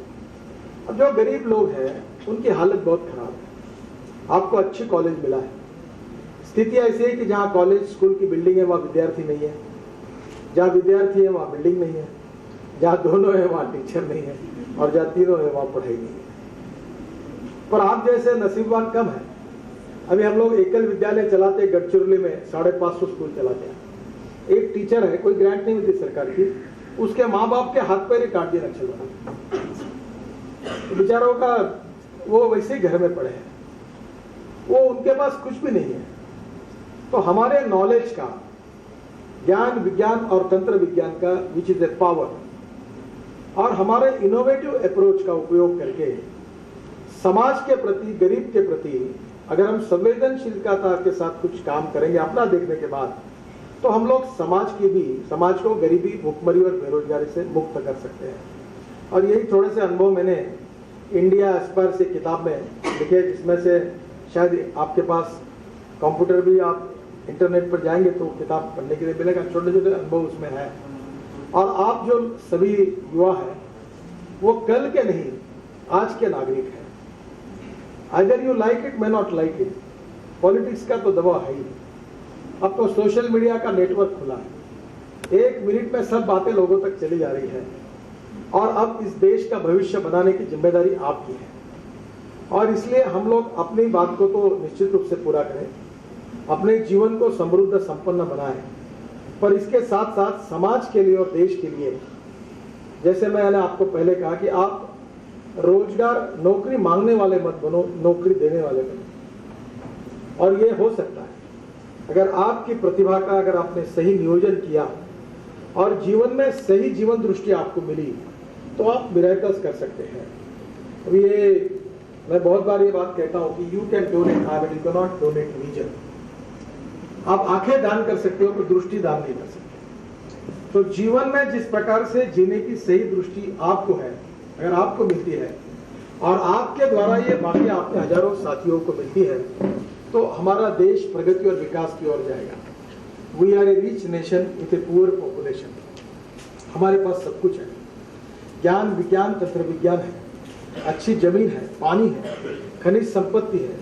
सब कुछ होने के बाद भी हम लोग बहुत गरीबी, भुखमरी और बेरोजगारी का सामना कर रहे हैं। इस स्थिति को बदलने की ताकत आप में है। आप सही विजन लेकर आपके जीवन में ये एंटरप्रेन्योरशिप और इनोवेशन का उपयोग करके, जो गांव में रहने वाला किसान है, गरीब है, उसके जीवन को सुसह्य बनाने की योजना बनाएंगे, तो नथिंग लाइक दैट। अभी हमने सोलर पंप तैयार किया है, सोलर 5 हाउस पंप, और उसमें इलेक्ट्रॉनिक्स का बहुत बड़ा उपयोग होता है। और वो जो कुछ चीजें जो सोलर पैनल बाहर से आते हैं, और जो डीसी एसी टू डीसी, जो डीसी टू एसी कन्वर्ट करते हैं, वो बाहर से आता है। अगर हमारे लड़कों ने अगर उसको तैयार किया और उसको अगर अच्छा बनाया, आप इलेक्ट्रॉनिक्स वाले, तो बेचारे कितने गरीबों को सस्ते में पंप मिल जाएंगे। तो आप ऐसी अनेक चीजों पर अच्छा काम कर सकते हैं। और मुझे लगता है कि आपके जीवन में आप प्रगति और विकास की ओर बढ़िए, आपका करियर अच्छा बनाइए, और आपके साथ जो समाज में हमारे बाकी साथी जो गरीब है, शोषित है, पीड़ित है, जिनके पास कोई अपॉर्चुनिटी नहीं है, उनको उनका जीवन भी समृद्ध और संपन्न बनाने की कोशिश करेंगे। तो व्यक्ति बदलेगा तो समाज बदलेगा, और समाज बदलेगा तो देश बदलेगा। तो आपका इतना ही आपको होगा कि आपकी डिग्री अच्छी हासिल करिए डिग्री के साथ। और इस डिग्री का नॉलेज ये कोई अंतिम परीक्षा नहीं है। जब जीवन में आप अच्छे नागरिक के रूप में जीवन की परीक्षा में मेरिट में पास होंगे, तो वो जीवन की अंतिम परीक्षा है। तो आप भी और इंटेक जरूर बनिए, उसके लिए मेरी आपसे शुभकामनाएं हैं। और उसके साथ जीवन की परीक्षा में एक सही और अच्छे नागरिक के रूप में भी, एक संवेदनशील नागरिक के रूप में, देश और समाज के लिए काम करने वाले अच्छे व्यक्ति के रूप में आप उस जीवन की परीक्षा में भी आपको बहुत अच्छी सफलता मिले, यही आपको शुभकामनाएं देता हूँ। बहुत बहुत धन्यवाद।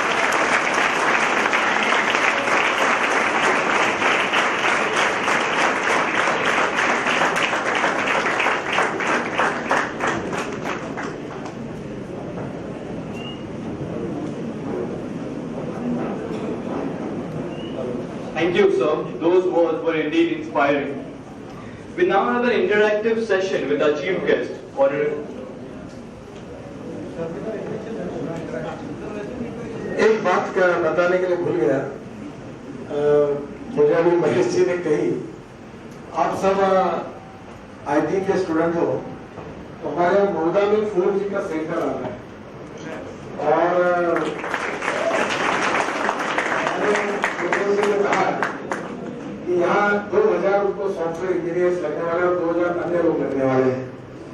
तो मैंने कहा ये 4000 लोग केवल नागपुर शहर और नागपुर जिले की आपने लेना चाहिए, तो मैं आपको पूरी मदद करूंगा। इस बात को मान्य किया है, मेरे अंदाज से एक एक व्यक्ति का पैकेज 1 लाख रुपए महीने से ऊपर ही होगा। तो बताया कि आपके यहाँ जो डी हुए हैं, जो कंप्यूटर है, सॉफ्टवेयर बाकी इसमें, तो निश्चित रूप से उनके बायोडाटा मुझे दे रहे हैं, मैं जरूर आप सब लोगों के नाम रिकमेंड करूंगा। और उन्होंने कहा कि जो लोग कैपेबल नहीं होंगे उनको ट्रेनिंग देने का भी काम करेंगे, तो निश्चित रूप से रोजगार मिलेगा। निहान ने यही अपेक्षा की।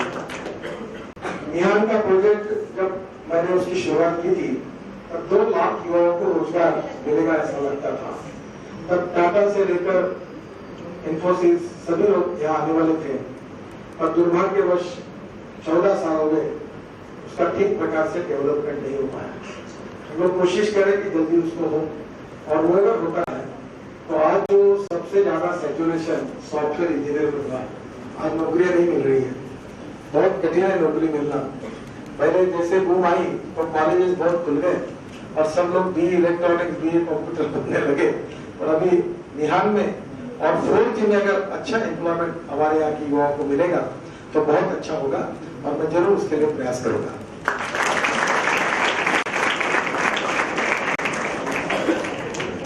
Thank you, sir. We now have an interactive session with our chief guest, Honorable Shri Nitinji Gadkari. So if you have any questions, they are very much welcome. Here onwards, Mandar is having a question for Nitinji. Sir, जैसे अभी तक हम बोल रहे थे मिहान आने वाला है, आने वाला है, आने वाला है, सर क्या पक्के से आने वाला है? और हमें चांस मिल, हमारी क्या गारंटी है कि हम पुणे जाने की जरूरत नहीं पड़ेगी?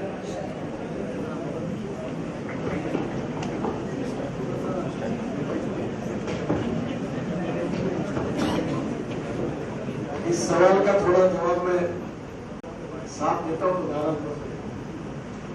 देखिए, निहान की शुरुआत जब हुई तो हिबाड़कर करके एक टाटा कंसल्टेंसी में एक कंसल्टेंट थे, मैं मंत्री था, तो विलास काणे और गोविंद लागा जो वेब का काम करते हैं उनको लेकर मेरे पास आए, और उन्होंने मुझे ऐसा कहा कि नागपुर से रोज 350 हवाई जहाज नागपुर के ऊपर से जाते हैं।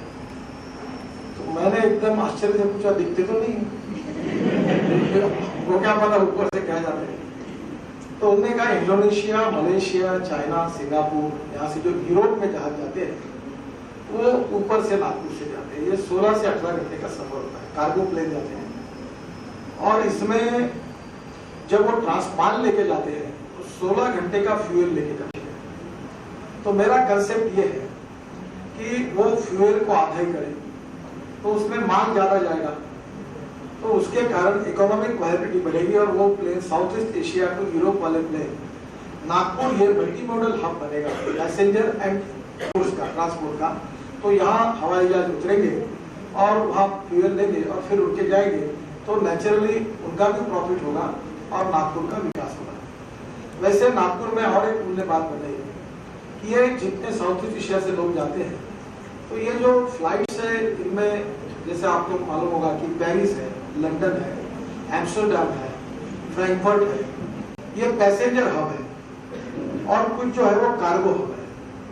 तब नेचुरल अगर आप दुबई है, आपको वर्ल्ड में कहीं भी जाना होगा तो मुंबई और दिल्ली से प्लेन बहुत से और नहीं है, तो हम लोग क्या करते हैं दुबई जाते हैं और फिर वहां से सस्ता टिकट लेके जाते हैं रशिया कहीं भी जाना है, तो इसको हब कहते हैं। तो नागपुर ये हब बनेगा तो वर्ल्ड के लोग यहाँ से आएंगे। और आज दिल्ली में नागपुर के जीरो में, नागपुर में शून्य में, तो नागपुर के सेंट्रल प्लेस ऑफ इंडिया, तो जीरो में होने के कारण नागपुर से 1.5 घंटे के अंदर आप चेन्नई, दिल्ली, मुंबई, कलकत्ता कहीं भी जा सकते हैं। ये हार्ट ऑफ द कंट्री है।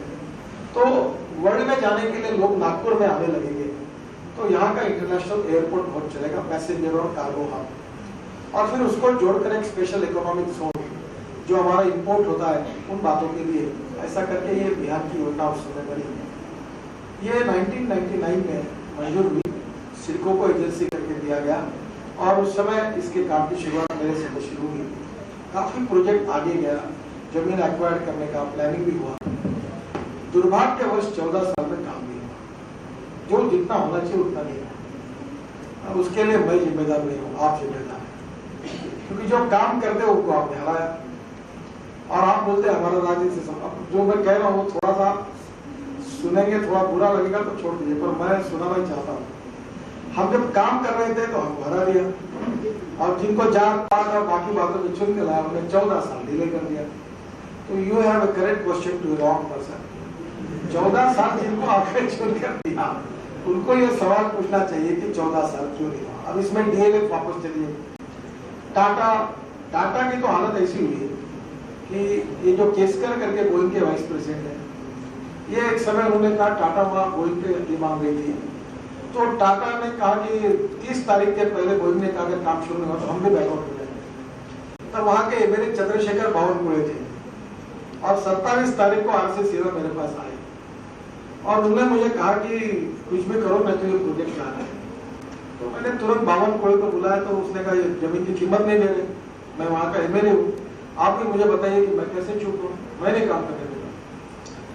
फिर अतुल शिरोडकर करके रिटॉक्स करके कंपनी के लोग एसोसिएशन का अध्यक्ष था, उसको मैंने बुलाया और मैंने उनको कहा कि ये किसान को तो 10 लाख रुपए दे दे।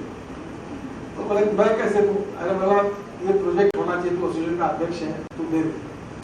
10 लाख रुपए उसको दिए, उसका सोयाबीन काटा, उसकी जमीन एक्वायर की और वो फिर टाटा को जमीन मिली और 30 तारीख के पहले वहां काम शुरू हुआ, इसलिए बोइंग वहां रहा। अब इन्होंने एक पावर प्रोजेक्ट डाला, अब पावर प्रोजेक्ट डालकर ये इनकी पावर लेते 2-3 मेगावाट, तो लाइन ही नहीं डाली।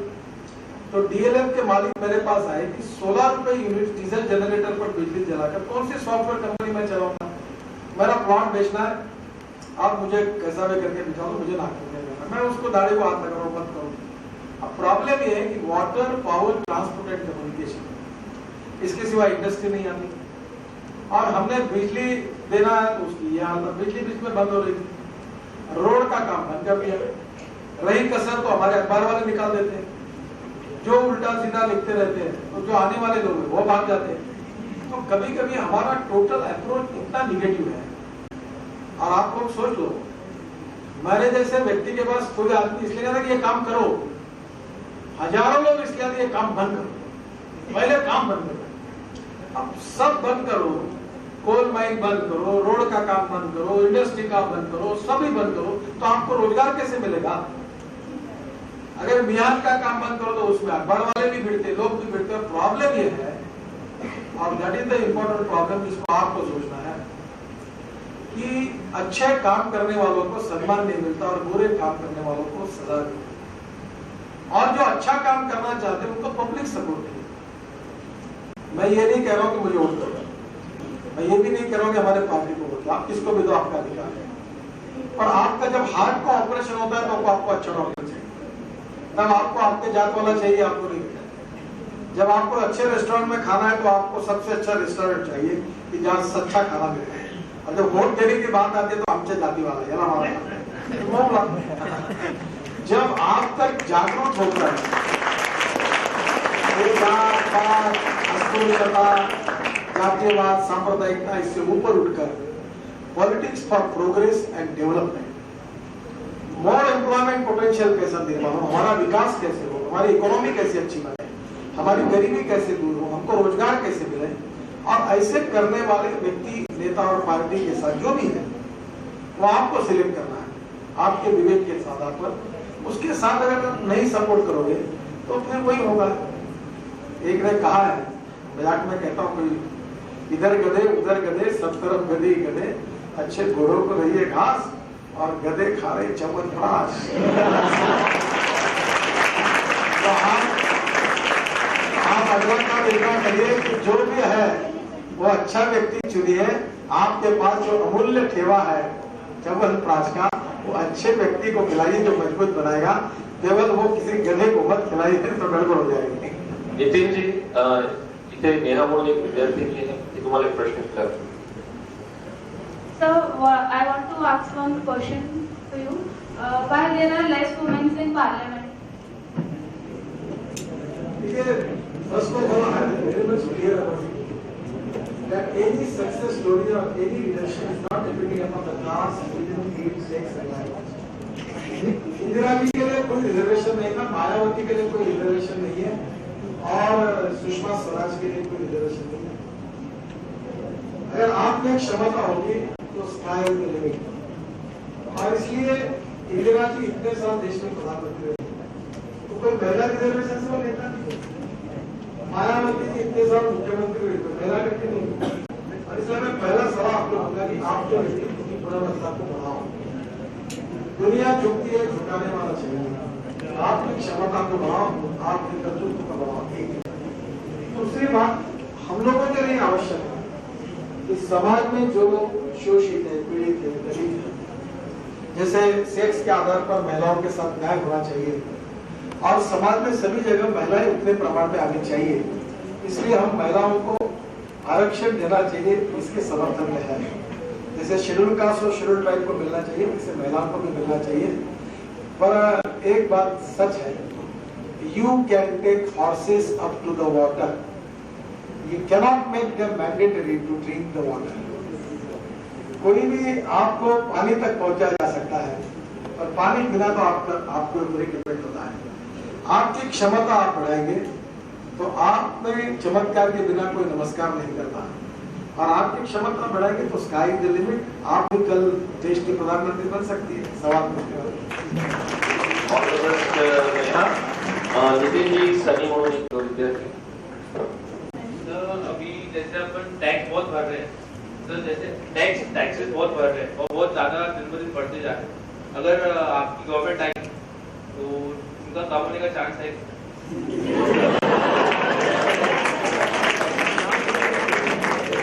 पत्रकार है क्या बचा हुआ?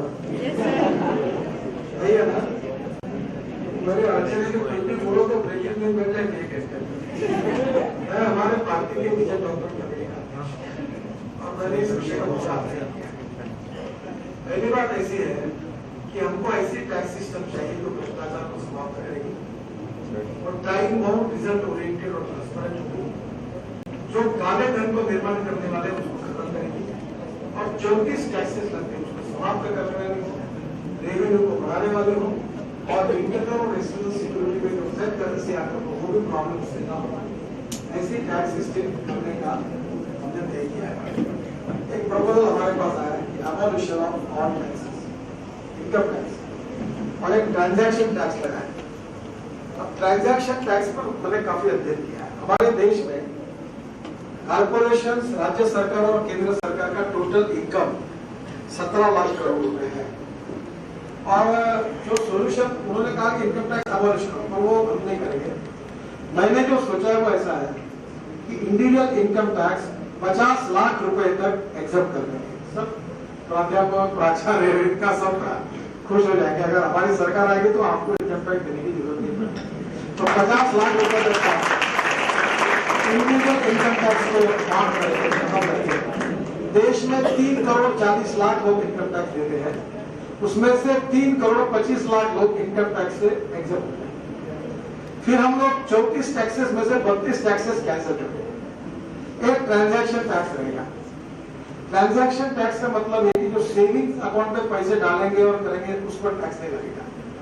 पर आपने समझो कल जाके आपने एक 5 स्टार होटल में 25,000 रुपए आपने वहां खर्चा किए, तो 25,000 रुपए वो 2% 3% टैक्स लगेगा, उतना होटल लगाकर वो बिल टैक्स आपको दे देंगे और वो इलेक्ट्रॉनिक ट्रांसफर होगा। हर होटल में एक कंप्यूटर होगा और सर्वर से जुड़ा हुआ रहेगा और एवरीथिंग, हर व्यक्ति को कंप्यूटर लगाना होगा। अब हमारे देश में 1,50,000 बैंक है और 19% लोगों के बैंक में अकाउंट है। तो हम ऐसी सिस्टम लाएंगे कि 10 लाख बैंकें हो जाएगी, जिससे 40 लाख लोगों को नए रोजगार मिलेंगे और इलेक्ट्रॉनिक ट्रांसफर से काम होगा। जैसे क्रेडिट कार्ड और डेबिट कार्ड है वो रहेंगे और मेजॉरिटी ट्रांसफर इलेक्ट्रॉनिक ट्रांसफर से होगा, तो करेंसी की जरूरत नहीं होगी। दूसरी ओर 1000 और 500 की नोट हम कैंसिल कर देंगे, 100 और 200 की नोटें रहेगी और वो भी नोटें उसका पेपर उसकी टेक्नोलॉजी ऐसे रहेगी, उसमें फेक करेंसी कोई कर नहीं पाएगा। तो हमने अगर उससे महंगाई 25% कम हो गई, पेट्रोल 20 रुपए लीटर कम हो जाएगा क्योंकि टैक्स कम हो जाएगा। बाइक जो है बजाज की जो 86,000 की है वो आपको 50 या 52,000 रुपए में मिलेगी।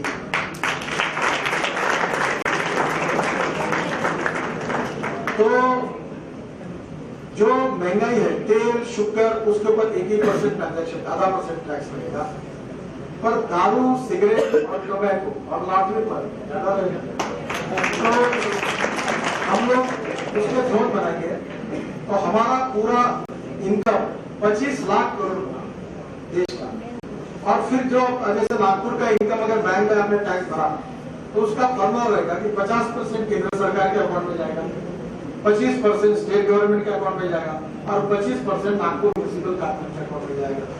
कोई मांगने के लिए आएगा नहीं, कोई लेने के लिए आएगा नहीं, कोई रेट पड़ेगा नहीं, कोई सर्वे नहीं होगा और पूरी इकोनॉमी व्हाइट इकोनॉमी बन जाएगी। अगर कोई नेता ने रिश्वत मांगी 5 लाख रुपए चाहिए, लेने के लिए जाएंगे तो इनको बेटर पैसे ले जाने पड़ेंगे, तो कोई लेगा नहीं शर्म के कारण क्योंकि दे नहीं पाएगा। तो करप्शन बंद हो जाएगा, महंगाई कम हो जाएगी, ट्रांसपेरेंसी पूरी आएगी, रेवेन्यू बढ़ेगा, टाइम और रिजल्ट ओरिएंटेड ट्रांसपेरेंट सिस्टम आएगी और टैक्स का जो 34 टैक्स है वो कैंसिल हो जाएंगे। तो ये सब आपको करना है, तो एक चीज करनी होगी, जो लोग ये करना चाहते हैं उसको चुनकर देना होगा तो ही होगा।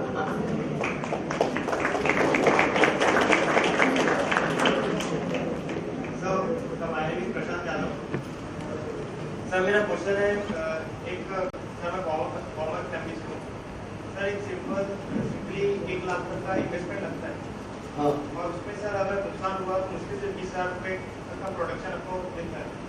सर इसमें गवर्नमेंट 6 महीने बाद मुआवजा देती है, वो भी सिर्फ 15-16,000 तक के मैं समझ नहीं पाया आपको माइक साथ में नितीन जी त्यांचा प्रश्न असा आहे इज फॉर फार्मर फॅमिली आणि ज्यावेळेस उत्पन्न झालं नाही किंवा पीक नासडी होते काही कारणाने त्या स्थितीमध्ये गव्हर्नमेंट कडनं मिळणारी काही रक्कम असते ती 6 महिन्यांनी मिळते आणि जिथे लाख रुपये तो कमवणार असतो ते गव्हर्नमेंट कडनं 15 ते 20,000 रुपये मिळतात असं देखिए आप सरकार के ऊपर डिपेंड करते हैं। अभी हमने विदर्भ के क्षेत्र में 70,000 एकड़ गन्ना लगाया, इन्होंने भी गन्ना लगाया इनकी खेती में। तो एक एकड़ अगर गन्ना लगाएंगे तो आपको 50 से 60,000 रुपए पर एकड़ इनकम होगा। तो हम लोग अभी ऐसे 20-25,000 किसानों को लोकोपति बना रहे हैं और लोगों को रोजगार मिल रहा है। तो minimise the expenditure and increase the profit. Chemical fertiliser use नहीं होते, 425 रुपए की खाद की वो 1450 रुपए की और गेहूं ज्वारी और चावल के भाव नहीं बढ़ रहे थे, खेती वायबल नहीं है। और जब diversification of agriculture towards energy and power sector होगा, किसान बिजली तैयार करेगा, किसान अगर पेट्रोल डीजल तैयार करेगा तो उसके पास पैसा आएगा। दूसरी बात, खेत को पानी चाहिए और 24 घंटे बिजली चाहिए। तो हमने अब ऐसे नए प्लान तैयार किए, एक शेड डैम बना 9 किलोमीटर का। तो प्रिंसिपल इज दबने वाले पानी को चलने के लिए लगाओ, चलने वाले पानी को रुकने के लिए लगाओ और रुकने वाले पानी को जमीन के अंदर जाने के लिए लगाओ। तो हमारे यहाँ 400 फीट नीचे पानी के लेवल है ये कुछ जगह पर 9 किलोमीटर का चेक डैम बना है। तो जो नाला था अगर 10 फीट का है तो 20 फीट की उसकी मिड की और 35 फुट 40 फुट नीचे गए। तो जियोलॉजी के हिसाब से आपको शायद पता होगा कि एक जो रॉक होता है उसका हार्डनेस अलग होता है। मैं थोड़ा सा जियोलॉजी पढ़ा हूँ, उसमें एक मोहा स्केल ऑफ हार्डनेस है। टाल, गिप्सम, कैल्साइट, एपोटाइट, ऑर्थोक्लेट, क्वार्ट्ज, मोरंडम, डायमंड। डायमंड एक सबसे हार्डेस्ट मटेरियल है। तो कुछ रॉक्स ऐसे होते हैं जो पानी पीते हैं और कुछ कॉन्क्रीट जैसा बह जाता है। तो 35 फुट नीचे जाकर पानी पीने वाला रॉक जब तक लगे, स्टार्टा लगे, तब तक नीचे जाना और फिर उसको कॉन्क्रीट के बांध से डीप बांध से पानी को रोकना। और पानी को रोका तो पानी जमीन पीने लगती है, तो वाटर लेवल बढ़ती है। तो अभी वर्धा जिला में हमने ऐसे किया तो 9 किलोमीटर पानी बढ़ गया और 1500 एकड़ इरिगेशन बना और वहाँ के गांव की स्थिति बदल गई। जो कपड़े पहनने के लेने में 3 क्रॉप होने लगे। तो किसानों के खेत को पानी, अच्छा सीड और ऑर्गेनिक फार्मिंग अगर हम करते हैं और उसके साथ उसके मालों को प्रोसेसिंग करने वाली यूनिट अगर तैयार होते हैं तो किसानों की प्रॉफिटेबिलिटी बढ़ेगी, तो परचेसिंग पावर बढ़ेगी और परचेसिंग पावर बढ़ेगी तो नेचुरली वो संपन्न होगा। और इसलिए गॉड एंड गवर्नमेंट, निसर्ग और सरकार इसके ऊपर डिपेंड न रहती हुए हम खेती को कैसे वायबल करें इस पर कोशिश करें। और बड़े प्रमाण में हम लोग अब सक्सेसफुल हुए। बड़े कठिनाई में हमने अभी 70,000 एकड़ गन्ना लगाया और आने वाले दिनों में किसानों का बहुत अच्छा उसमें प्रोग्रेस हो रहा है। जिसमें इनकम मिलेगा ऐसे क्रॉप पैटर्न अगर आता है और उनके मालों को सही कीमत आती तो सरकार के पास भीख मांगने की जरूरत नहीं पड़ेगी। और सरकार कोई भी आए, सरकार अपना विकास नहीं कर सकता। मैंने एक वाक्य पढ़ा था जो महाराष्ट्र के संत के उनका था कि तूच तुझ्या जीवनाचा शिल्पकार, you are the architect of your own socio economic life. इसलिए सरकार और गवर्नमेंट पर जरूर जितना रखना है उतना विश्वास रखो और इन दोनों के भरोसे तुम्हारा जीवन बदलने वाला है। ये इसको ही रखकर चलोगे तो नहीं होगा। आपके खुद के प्रयासों से अपने जीवन को बदलो, यही वे ऑफ सक्सेस अच्छा होगा। और इसमें धीरे धीरे काफी बदल हो रहा है और आगे ये परिस्थिति नहीं है।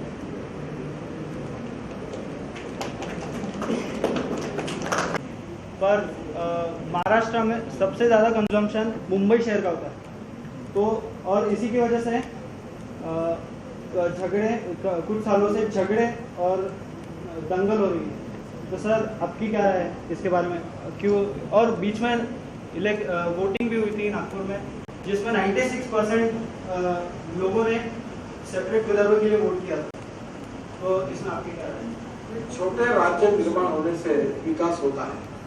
जैसे मध्य प्रदेश से छत्तीसगढ़ बना और बिहार से झारखंड बना, विकास हुआ है। पर एक बात मैं फिर से आपको कहूंगा, ये न्यू ब्रांड मर्सिडीज कार अच्छी गाड़ी है, सभी है, सबसे लेटेस्ट डिजाइन है। पर ड्राइवर अगर गलत होगा और एक्सीडेंट की जगह ब्रेक दबाएगा, ब्रेक की जगह एक्सीडेंट दबाएगा तो एक्सीडेंट होगा। तो केवल कार अच्छी होने से नहीं चलता, ड्राइवर भी अच्छा चाहिए। और ड्राइवर इसलिए अच्छा हो, और कार भी एक बार अगर अच्छी नहीं रहेगी तो अच्छा ड्राइवर अगर बेकार कार होगी तो भी अच्छी चला सकता है। और इसलिए the important thing is the relation. और हमारे समाज से सभी पार्टियों में डेवलपमेंट ओरिएंटेड लीडरशिप अगर तैयार होगी और जो सही में अपने विदर्भ के विकास के लिए काम करेगी तो विदर्भ की तकदीर को, विदर्भ के भविष्य को बदला जा सकता है। और छोटा राज्य निश्चित रूप से इसके लिए हमारे लिए उपयोगी है। और ऐसा होता है और अच्छी लीडरशिप आएगी तो निश्चित रूप से हमारे देश की तस्वीर बदलेगी और बदल सकती है। शेवटचे 2 प्रश्न आहे इकडे तुमच्या लेफ्टला।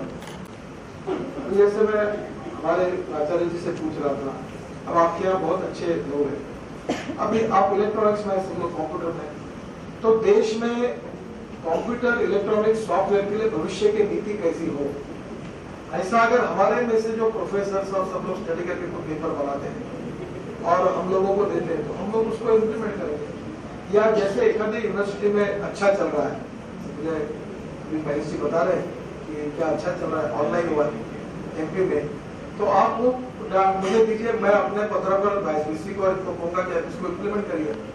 पर कभी कभी क्या होता है, छोटासा मुलगा रडल्याशिवाय आई ही दूध पाजत नाही, तुम्ही गणपत नाही लोकांचे दुःख आणि प्रश्न तुम्ही न भेटता आम्ही कसे समजून घेऊ? त्याच्यामुळे तुम्ही आपला प्रश्न योग्य लोकांना वारंवार सांगितला पाहिजे, त्याचा फॉलोअप केला पाहिजे, त्यातून काही ना काही गोष्टी होत राहतील.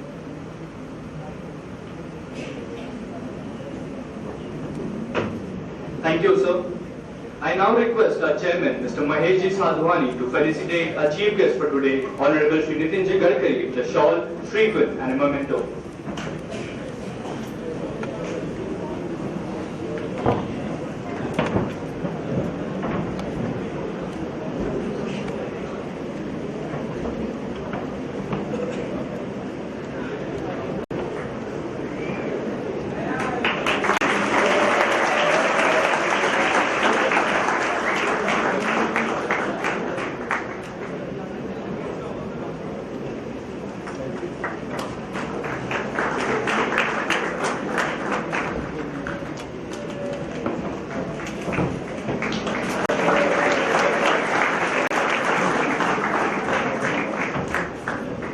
Thank you, sir. I now request our secretary, Mr. Virendraji Kukureja, to felicitate Sri